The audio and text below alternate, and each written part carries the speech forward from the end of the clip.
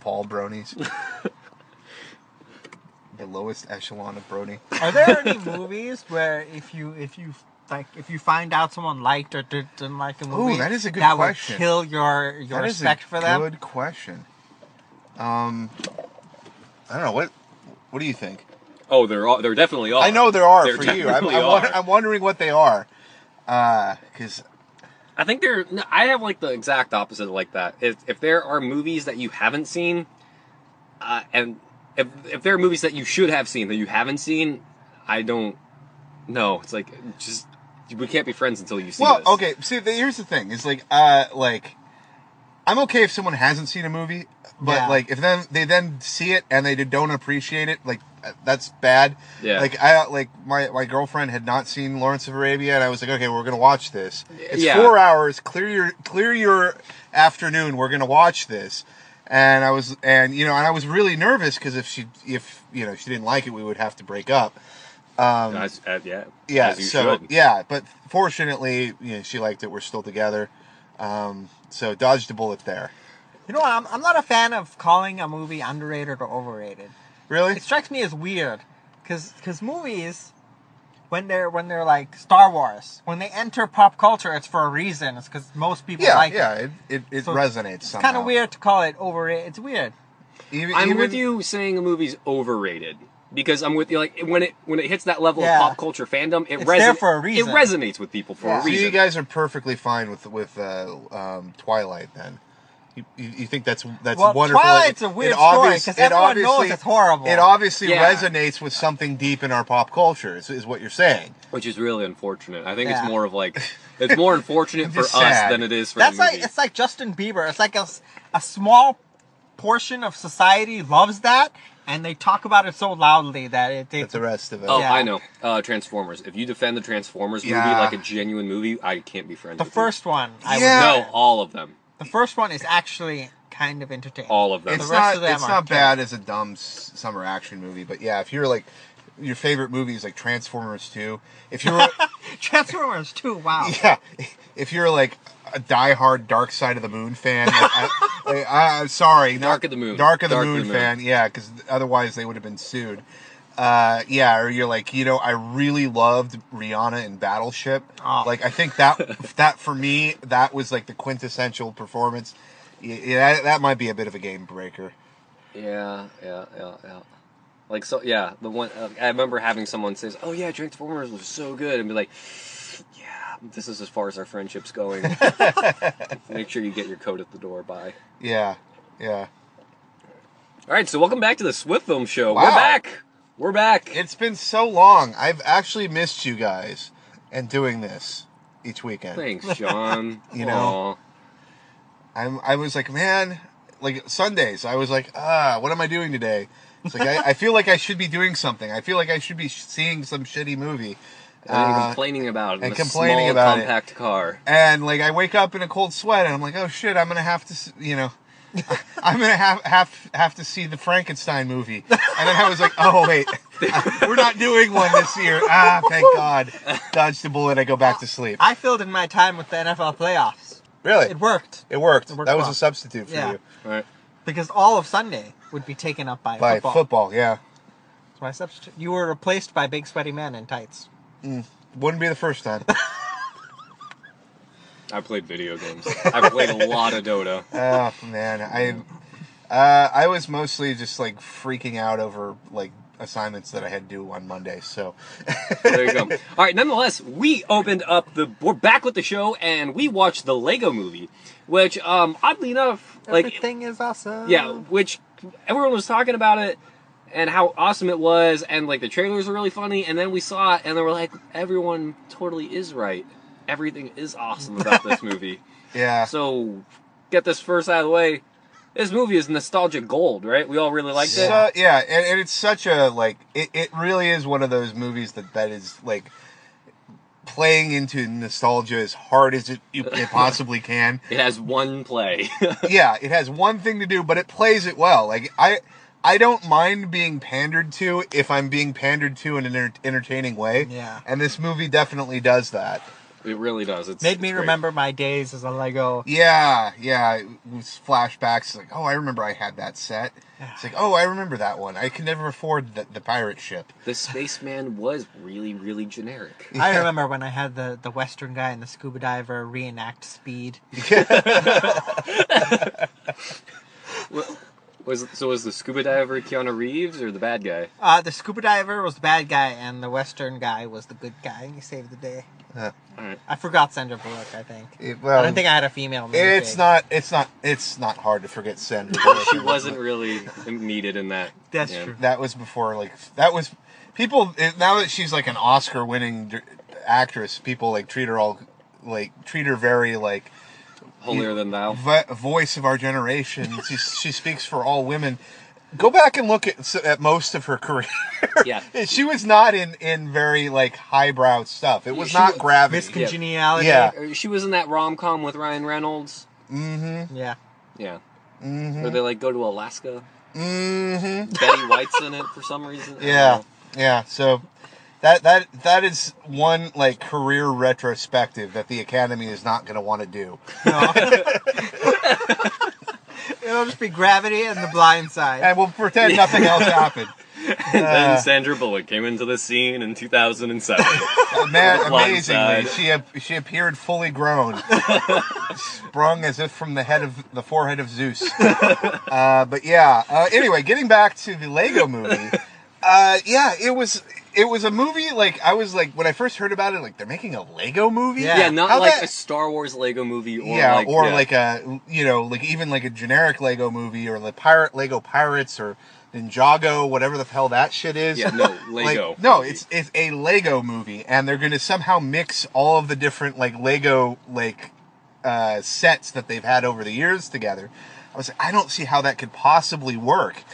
But the way they make it work is that they just play up the nostalgia factor to the maximum. They introduce Some characters, some hand wavy stuff, and the characters are the characters. Batman is in this. He is Batman. The 2002 NBA All-Star team is in this. They are the 2002 NBA All-Star team. Shaquille O'Neal. Shaq is in this. They worked that in somehow. It's just such a fun movie.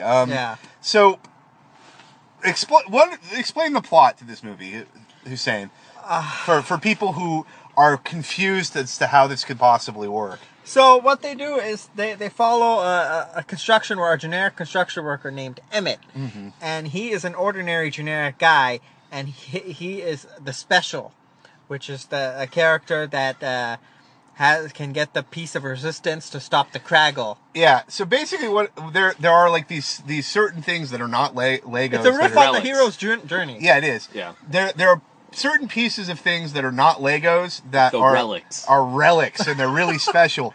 But if you look at them, one of them is the Kraggle is just a thing of crazy glue. Yeah. There's a holy sword that's the end of an X-Acto knife.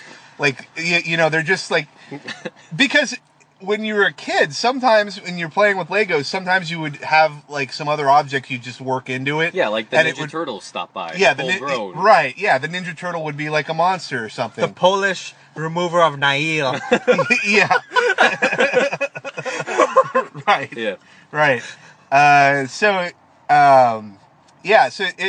basically he stumbles upon the piece of resistance, which is actually the cap to a tube of crazy glue. Tube of crazy glue, and the tube of crazy glue is the ultimate weapon, and he has to somehow stop President Business from freezing the world. From freezing the world into place because he doesn't like all the chaos of people who build whatever they like. Yeah. And so it's interesting because we were talking about this, it kind of plays the two sort of dichotomies of Lego owners. There's the people who build everything according to the set, and then they stop, and it's a model set, it's perfect. And then they admire it while stroking their chins, going, yes, drinking overpriced coffee, and stroking their cats, listening to the Decemberists.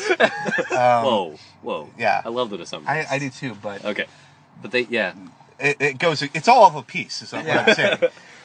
But yeah, and then there's the way most kids are is you build the set, you get bored with it, you take it apart, you build something else. No matter how dumb it is. No matter how dumb it is. It could be a submarine with a cat in the front. Right. Or a double-decker couch. And like none of the pieces are the same color, so you end up with like a crazy spaceship that's like 50 billion different colors and has like a rainbow tail. It has a rainbow tail, and like the head of it is like the head of like your galleon that you took apart. So but it's sort of like playing like with the idea that like the bad guys are all the people that want to follow the plans, and the good guys are the people that are standing up for creativity and stuff. So it's kind of a fun little riff on that. Yeah. It perfectly captures what it's like to play with Legos. Also, it really does. Yeah. And there's something about this movie that clearly got everyone under the sun on board, because there is not a role that doesn't have at least like an A-list, a recognizable name. Yeah, like an A-list TV star in it. Yeah, well, see, that's the thing is like there's some of the roles. Morgan Freeman has a big role in this, which is hilarious. Morgan Freeman doing comedy. Yeah, it's hilarious because it's Morgan Freeman and his Morgan Freeman voice, like like making fart jokes, and it's great. It plays off of that incongruity, but like a lot of the people in the movie are just sort of the current like cream of the crop TV comedians, like Chris Pratt, Will Arnett's in it, Alison Brie, Nick Offerman. Yeah, plays a pirate. Great. Yeah. And then, of course, Liam Neeson is in it, who's, more A-list. So it's kind of a weird mix of, like, film and TV actors. Yeah. It's kind of like if they got someone to read this script and then they laughed at some point and it's like, yeah, I'm on board, let's do this. Yeah. And Lonely Island did the Everything is awesome. Yeah, the theme song to that it. will get stuck in your head. Yeah, which is supposed to be just like an infectious, stupid pop song that everybody loves because they're, like, living in this weird, like, consumerist society. But it will get stuck in your head. Yeah, it's so good. Go see this. Yeah. This is like this is the way to start off your movie year. Yeah, and I will say, I mean, it's not a super smart movie. The level of humor here is mostly like the level of like smart kids shows like Adventure Time or something like that. It's not super sophisticated, but it's funny and it's lighthearted, it's fun, it never stops being fun. It's the sort of movie where a lot of the jokes are going to fly right over kids' heads. Yeah, because there's a lot of stuff that's basically playing into it's really playing into sort of millennial nostalgia. Like if you were born in the 80s, or you probably will remember some of the things that it's referencing. If you're a kid, you will have no idea what the fuck is going on. But there's enough slapstick and sort of broad humor that it'll be fun for even for smaller kids. And it'll get smaller kids to want to buy some Legos. Yeah, right. Which is the real point. It's because we want to sell these Lego sets. Yeah. I want all of them. Yeah. I want all the Lego sets. Everything that they featured in the movie, even the stupid things. I want the submarine with the paddling kitty cat on the front of it. Like, I want a Lego set that makes that. I want the double-decker couch. Yeah. I was at the mall yesterday and I walked past the Lego store. It was packed. People are going crazy. Yeah. Yeah, I mean, it's not like you have to, like, work hard to get kids to enjoy Legos. Like, they're pretty much, like, the perfect children's toy. But, this is going to move so much merchandise. Yeah. Yeah. Yeah, so overall... It's so good. Just go see it. Great movie. Fun time. If you have kids at all, you need to go see this. Can't recommend it enough. It's like a Toy Story. Yeah, it's does. Toy Story with Legos. It does. It does kind of... It hits the same mark as Toy Story, because it's really sort of true to how children play with toys. Yeah, it's exactly how kids play. Like the Batman, he goes, I only use black pieces. Yeah, I only Maybe work in some dark gray. Very, very dark gray.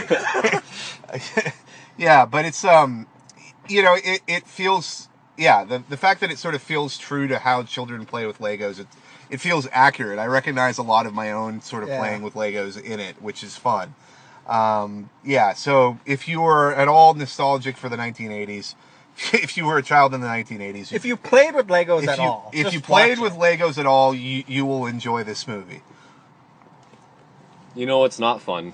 Yeah, we have a lot of fun on this show. But one thing we're not joking about is Heroin heroin. overdosing. So Drugs are that bad. was the worst segue ever from Legos to heroin. Yeah. But it just so happens that one of the best actors of our generation, died recently. Of course, Phillip Seymour Hoffman. So we thought we'd just take a little bit of time to talk a little bit about, The man. the movies that the man made, and what we thought about them.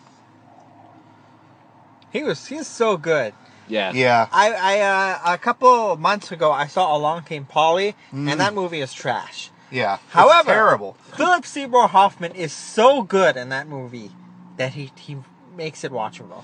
Yeah, that's the thing about Phillip Seymour Hoffman. He's an excellent actor, but a lot of what he did was like character work in really shitty movies. Like this, he was not like a De Niro, where he was like anchoring like these really serious roles. Although he started, recently he's been in much higher profile movies than he was in the past. But like for the most part, he would always be kind of the best thing about a bad movie. Like I'm thinking of like, for example, Red Dragon. I don't know if you saw that. Yeah. That was not a very Wasn't good movie. that, like, The Silence of the Lambs? Like, It was the sequel. prequel? It was a sequel to The Silence of the Lambs. He was in it. He played this like scummy reporter, like paparazzi-esque reporter, and I just think it was really indicative of sort of characters he played, because it was not a likable character, and he was kind of a loser, kind of a scumbag, but played with such empathy that he felt like a real person rather than just a caricature, which is probably what the script called for. Yeah. Yeah. And he was definitely one of those characters, like, despite being in everything, he was always kind of able to drift into the background when needed. Yeah. Like, yeah. You forget that he was in The Big Lebowski as the older Lebowski's, like, right-hand butler man. Right. And it's like, I was watching it, I'm like, oh yeah, that is Phillip Seymour Hoffman. Yeah, and like a lot of good character actors do. Boogie Nights too. Right. Yeah. Punch But- Drunk Glove, I think. Yeah, but the point is that for a lot of his career, he was elevating bad material, and he could take bad material and turn it into something memorable. He could take good material and turn it into something Holy shit. really, really good, such as The Master, Yeah. which probably his best work, I would say. Oh no, he still has movies coming out. He does. So it's true that the third Hunger Games movie may in fact be his best, his magnum opus. No, but he has like other movies that he's done. Yeah, it's true. But like, I mean, that movie, that performance was just so like transcendent, or Capote, which he was in, a few years back, What he won the Oscar for. which he won the Oscar for. That movie, I didn't like it very much, but he was so believable as Capote. Yeah. Like, he captured that like essence of this sort of tragic, flawed character that Truman Capote was. That even if I didn't really like the film, I really respected him as an actor for that role. Yeah. He's also one of probably the best, along with Paul Giamatti, at getting really angry. Yes. Like Charlie Wilson's War. Mm-hmm. There's this one scene where he gets so angry and he tells off his boss, which almost everyone wants to be able to tell off their boss at some point. Right. But it's just genius. Or in a Mission Impossible 2, 3? Three. Oh, yeah. He was the bad guy in Mission Impossible Yeah. 3, and there's a part where he's torturing Tom Cruise, and like he's screaming at him. It's like, whatever they're looking for, the secret computer code or whatever. Whatever the MacGuffin was in that movie, I don't remember. But he's like torturing Tom Cruise, and he's screaming at him. He's like, I'm going to give you the count of 3, or I'm going to shoot her. And he's like, and then he's like, no. It's like the bad guy never kills like the damsel in distress, and then he does because he's Phillip Seymour Hoffman, and it was terrifying. Yeah. Yeah, I like the scene earlier in that movie where they have him and he's captured and he just completely doesn't give a shit. Yeah, oh, that was so good. Yeah. He played bad guy in that movie so well. Yeah. And like, I mean, that was not a very good movie. Like, even by the standards of J.J. Abrams. Yeah, even by the standards of the Mission Impossible franchise, which had a downward curve until Ghost Protocol was like, oh my god. But, 1 was good, 2 was slightly worse, 3 was pretty bad. Yeah. But he played bad so well yeah. in that. Again, an example of him elevating. Really, that was kind of a very like schlocky movie villain that was played in such a way. Almost like a 90s villain. Right. Very kind of like Pierce Brosnan, James Bond-esque villain. Right, but played in such a way that he made him like sort of menacing. So yeah, it takes a really good actor to do something like that, regardless of the script. And you don't see that with a lot of people of sort of Phillip Seymour Hoffman's caliber. Don't end up doing as many bad movies as he does usually. No. So it's not something you see on display often. Yeah. Some actors when they realize they're good, they'll only like trend towards indie stuff. Phillip Seymour Hoffman was versatile. Yeah. He'd do whatever. He would do like The Hunger Games, then he'd do a play on Broadway. Right. Well, and it felt like he would do it if the role was interesting to him. It didn't matter if the movie was shitty. Yeah. He never seemed like he was better than a role. He always sort of like, if the role was bad, he brought it up to his level. Yeah. Which is again not something that happens a lot. Not a lot of actors are that good. So I guess just goes to show you don't do heroin. Yeah, what a shitty drug. Don't waste it. Yeah, well, I mean, I don't want to, I think people are too big on the, like, it's your fault. It's your fault. fault. How could he do that to himself? He's so talented. Why did he want to throw it all away? And it's like... one of the most addictive substances on the planet. Well, and yeah, he was so talented, but he was also an addict. I mean, that's... And, people describe addiction as a disease, and I think the reason they do that is they want to get away from those character judgments. It's not a failure of character to become addicted to something if you were an addict. That is a condition that you deal with, and sometimes, it gets the better of you. And, it's no one like tells you that the reason you got cancer was that you were a bad person. You know what I mean? But people feel free to do that about drug issue. And so the idea that like Phillip Seymour Hoffman could be a genius and so insightful and making such good decisions as an actor and bringing so much to a role at the same time that he was like horribly addicted to very bad substances and sort of crashing and burning on that thing.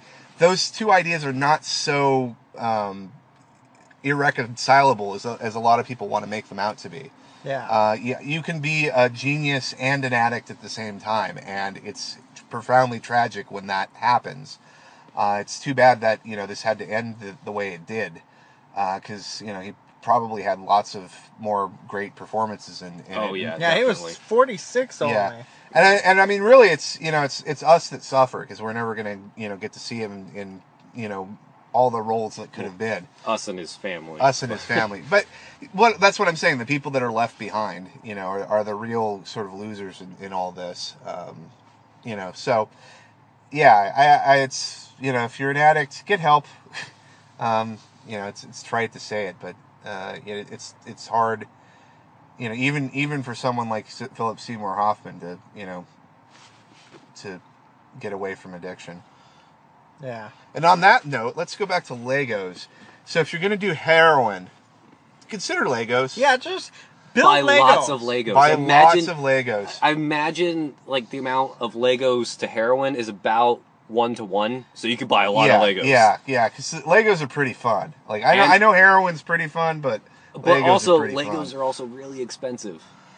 They So, are. I mean... They are so expensive. Yeah, you could probably get... these kids that are seeing these movies the first time and thinking, man, that's awesome. I feel bad for their parents. Because they're going to be spending many hundreds of dollars on I want to Legos. know how much that one set near the end where all of it was... The city? Yeah, I want to know how much that takes to build. Probably like how much it costs or how many pieces? How many? Both. What we're talking Probably about... like hundreds of thousands of pieces and probably a couple grand. Because I know each set could be like $30, right? Or No, like, man, way more than that. Yeah, Really? way more My than that. Back to the Future set? $30 is for like the little like dinky ones that you can get Yeah, for my the Back to- baby I haven't sets. checked Lego My prices Back in to the 15 Future- years. my so Back that's to my- There has been a significant inflation in Lego prices. You Wow. would be amazed. My Back to the Future DeLorean was $50. Holy shit. Yeah.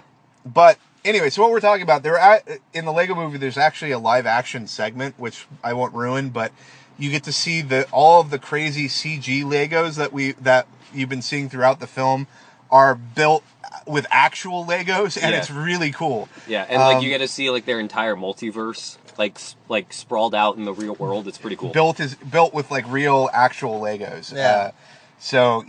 That part was really cool too. Anyway, so Man, that's a cool movie. yeah, Yeah. good film. So Lego movie, good. Heroin bad. Phillip Seymour Hoffman, death Genius. sad. Oh, Death sad. he was a genius. Man genius, death sad. Okay. On that happy note of mixed emotions, what do we see next week, Husain? RoboCop. Oh God, no, we're not. Yes, we are, John. Oh. Nostalgia We're Part 2. so excited for this. I'm not really. Speaking Honestly, of, I am not excited. This is going to be the total recall of 2014. What's it like is to my be prediction. wrong, guys? I'm so excited. I don't know. Oh my It's God, like, it's RoboCop. yeah, there's obviously like a trend in film now that we're playing on 80s nostalgia. Some movies do it well. Lego movie. Some Some movies movies do it bad. Poorly.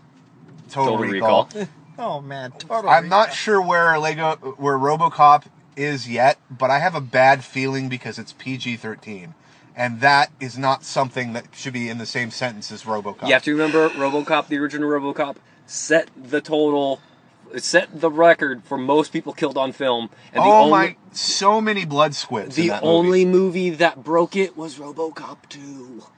so good. so many blood squids. So violent. And there's not going to be anywhere near that level of violence in this new one. It's also a part of a trend to remake Paul Verhoeven movies because he made Total Recall, he made RoboCop, he made Starship Troopers. Starship Troopers is getting a more gritty, realistic reboot, Which is stupid. misses the point of the first Completely movie. misses the point of Starship Troopers. Why are they remaking Starship Troopers? Because Starship they want to Troopers make wasn't it even- more. They want to adapt the book better and make money. Yeah. Thanks for listening to the Swiftfilm show. On that note, we're going to end it because I don't even want to... You going to do the sign-off? Oh, right. It's been so long. It's been so long. What What's is the sign? Okay. the sign up? Remember, you can follow us on Twitter at Swiftfilm. Swiftfilm. .com. for the words. Facebook.com/Swiftfilm. Google Plus. We have a Google- Google Plus? Yeah. Yeah. What? That's where we do the hangouts. Oh, that's right. Oh, yeah. And on YouTube. And on YouTube. Yeah, and YouTube. YouTube/Swiftfilm, I imagine. Probably. Yeah. Good So job, that's where Husain. we do our quick casts, which we obviously don't watch. And remember, you can follow us on the iTunes library or SoundCloud, where you're hopefully listening to this now. And I think we have a Pinterest. why? do you have a Pinterest. Because We're not- we post a lot of movie posters and Yeah, but- photos All and right, stills. All right. That's where they go. On the pin. Okay, I guess we have a We have a Pinterest. Pinterest. Are we going to be on Snapchat? No, Absolutely not. we're not going to be Snapchatting you. I don't know what you use that for. Nude scenes? I guess, yeah. It's really weird. What Snapchat isn't that the sexting? It's not just for sexting. But it is for photos that disappear after a certain amount of time. Well, they don't even disappear now. Like, didn't it come out that they're being tracked too? Well, Or that user data is being tracked, not the... yeah. So, anyway, either way, you will be receiving no self-destructing messages. No This Snapchat. got really No. weird. Thanks so much for listening. We'll talk to you next week when we talk about RoboCop.